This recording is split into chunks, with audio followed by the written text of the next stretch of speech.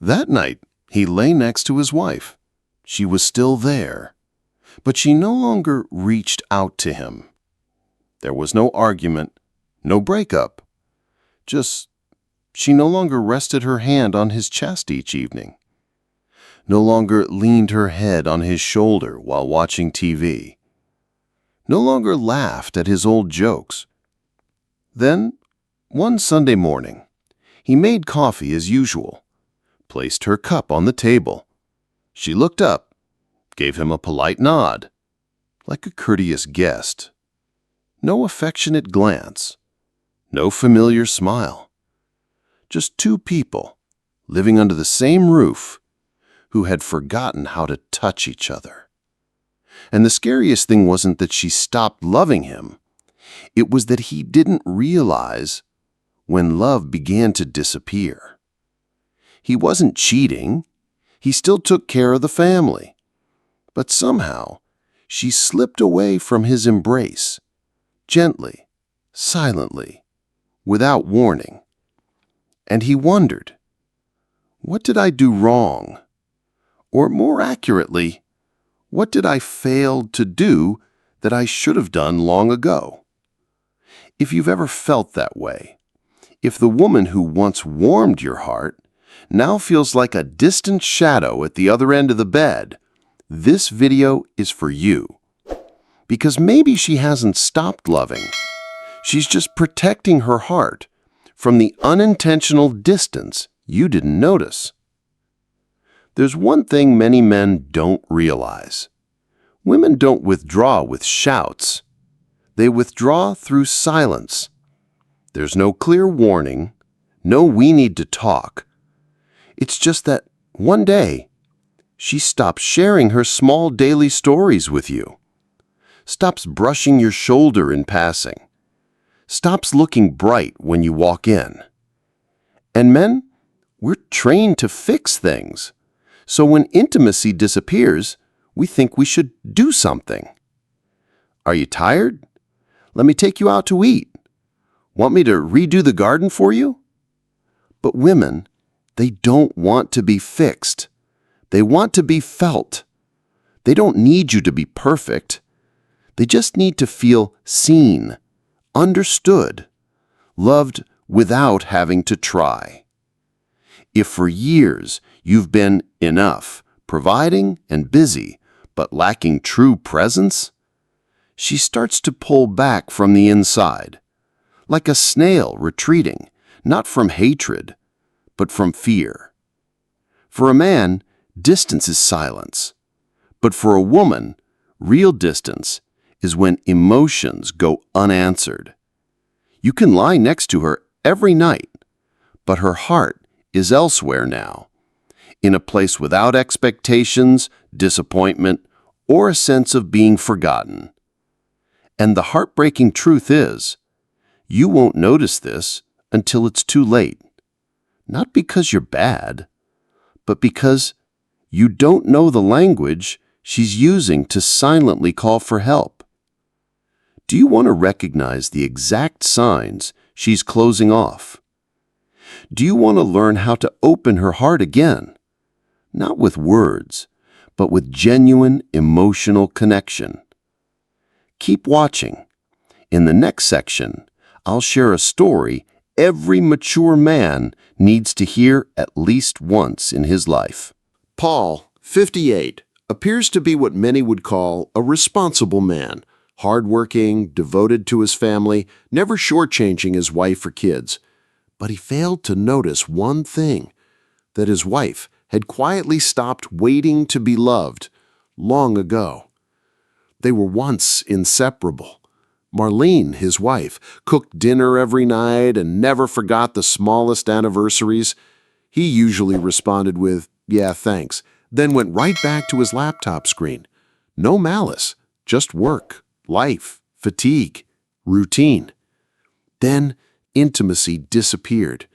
She no longer embraced him before bed. She stopped initiating physical contact. She wasn't angry, unhappy, or blaming anyone. She just drifted away. Paul assumed it was age. He told himself, maybe I'm no longer attractive. Maybe women over 50 just lose interest. He didn't ask. He didn't talk. He silently accepted it, like a slow death. Then one October evening, he returned home to find her sitting on the balcony with headphones on, staring into the distance. He felt alienated from the woman he'd shared a bed with for 30 years.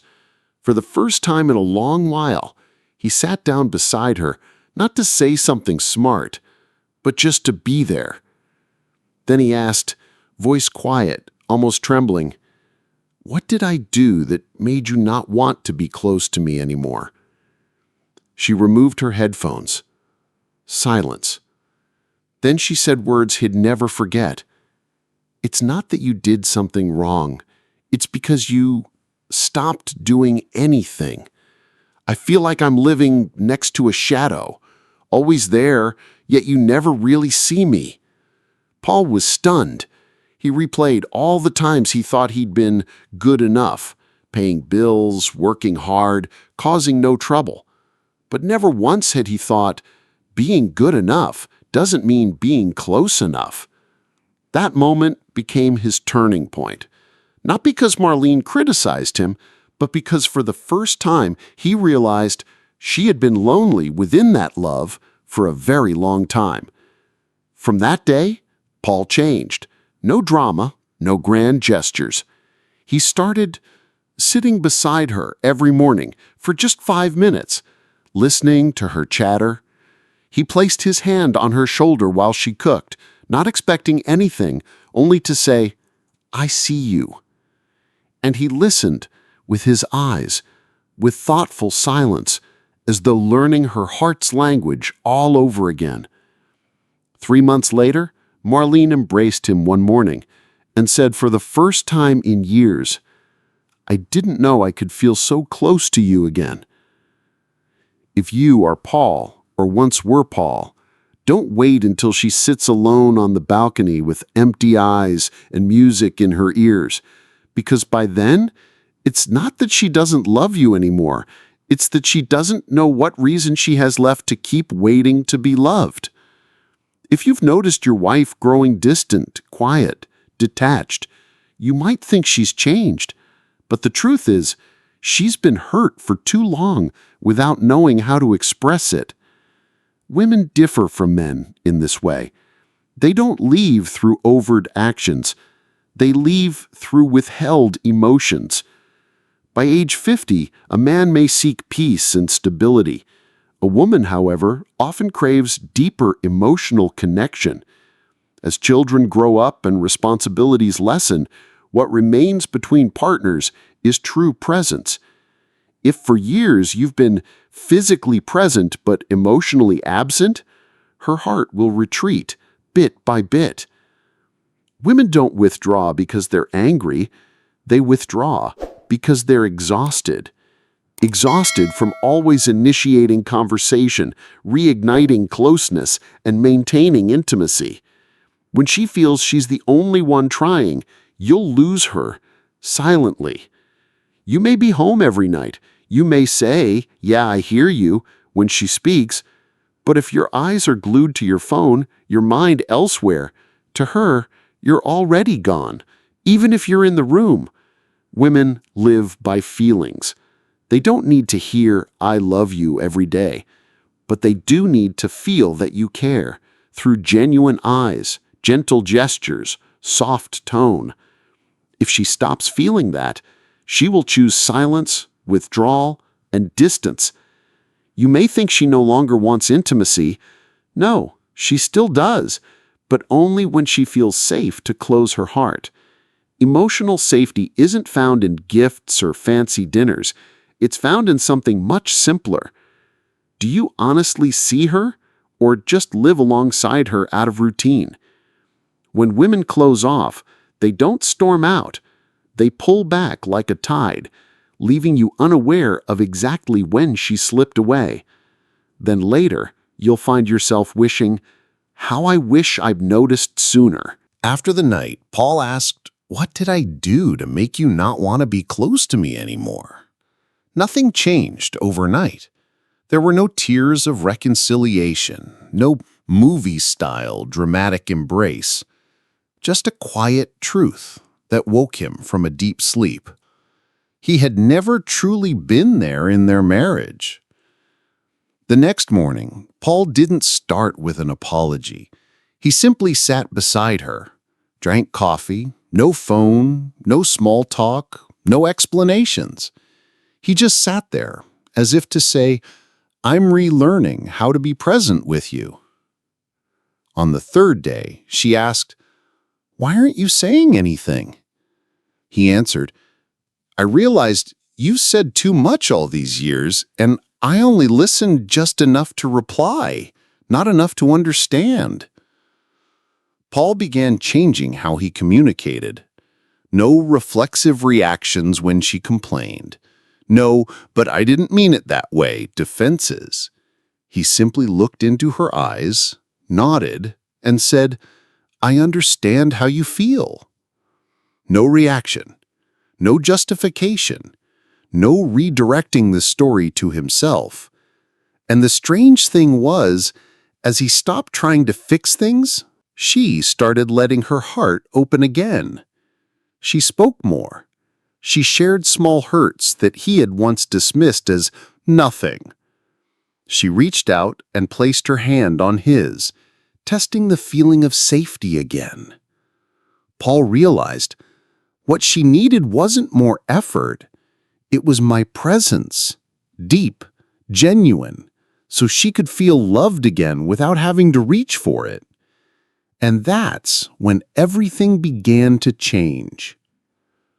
Paul was not the kind of man who spoke sweet words. He had never written a love letter or kneeled to propose like in the movies.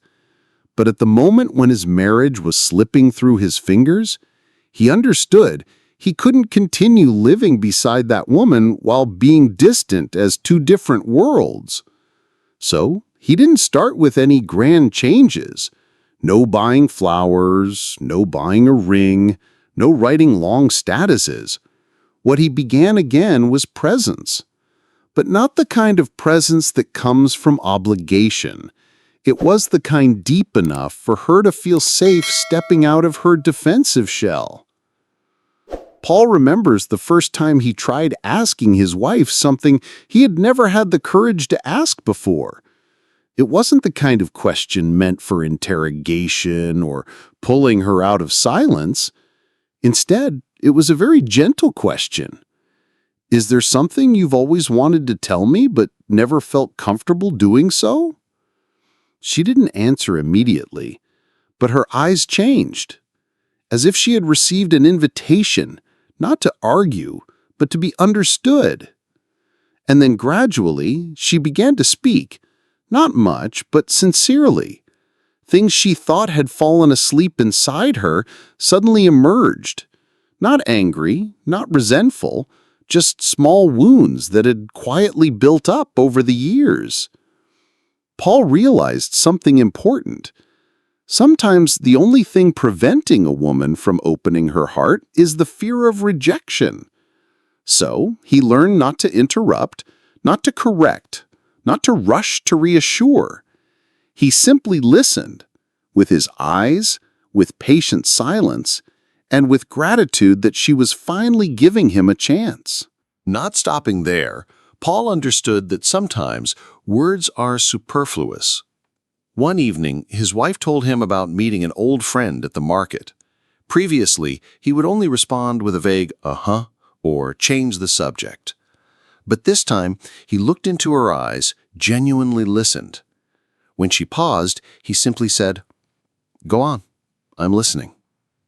That phrase, simple though it was, made her smile softly, then rest her hand gently on his, like the very first days they were in love. No awkwardness, no effort. That's when Paul realized that women don't need you to do great things. They need you to be there, really be there. And as a new habit, he began creating small emotional moments every day.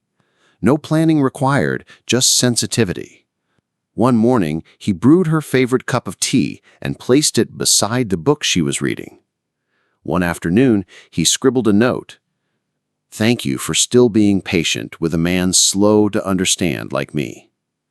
One evening, during a walk in the park, he held her hand, without saying a word, just squeezing gently, as if to say, "I'm still here, and this time I won't miss it."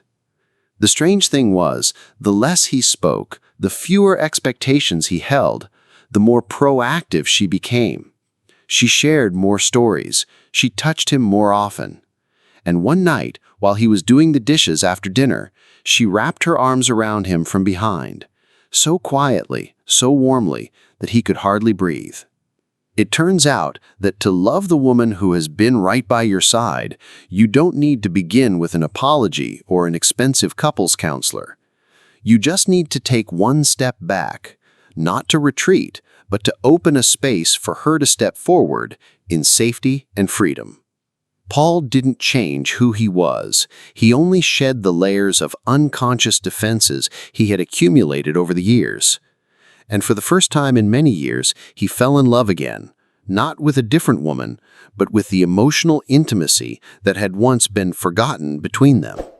Perhaps the greatest paradox in a relationship is, the more you try to make her love you again, the more she may shut her heart.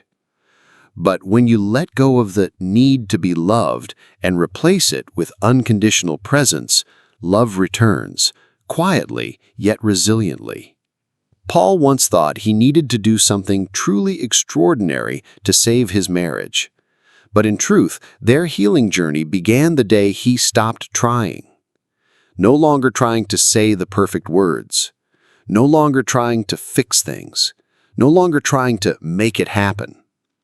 Instead, he learned to stay with his true emotions, with the awkwardness of listening to her unspoken hurts, with the shame of realizing that he had been absent through so many moments. Love doesn't need you to be a hero. It needs you to be a man who truly shows up. And only when you stop chasing the shoulds, you begin to hear the small things your woman has been trying to say for so long.